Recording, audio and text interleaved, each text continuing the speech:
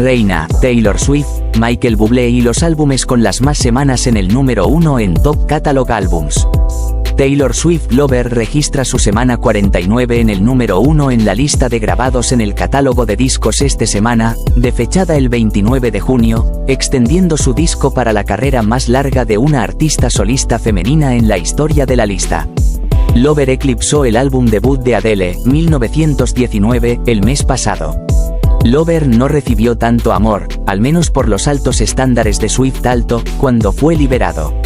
El disco pasó solo una semana en el número 1 en el Billboard 200 y fue pasado por un guiño al Grammy para el álbum del año, aunque sí recibió un guiño al Grammy al mejor álbum vocal pop.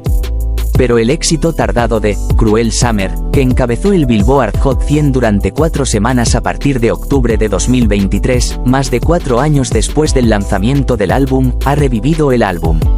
El fenomenal éxito del Eras Tour también lo ha mantenido en lo más alto de las listas. La lista Catalog Albums clasifica los álbumes de catálogo más populares de la semana en los Estados Unidos. Los álbumes de catálogo son títulos que tienen más de 18 meses de edad y han caído por debajo del número 100 en el Billboard 200 o álbumes de vacaciones en su segunda temporada navideña.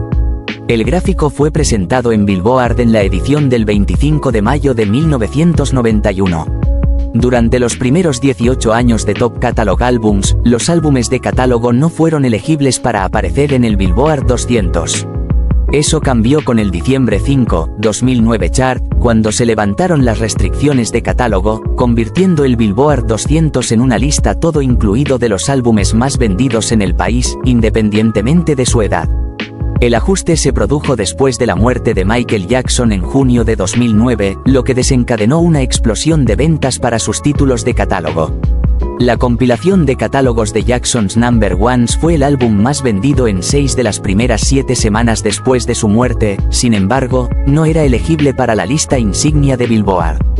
1 álbum en el Billboard 200, empezar con el tema fechado en diciembre.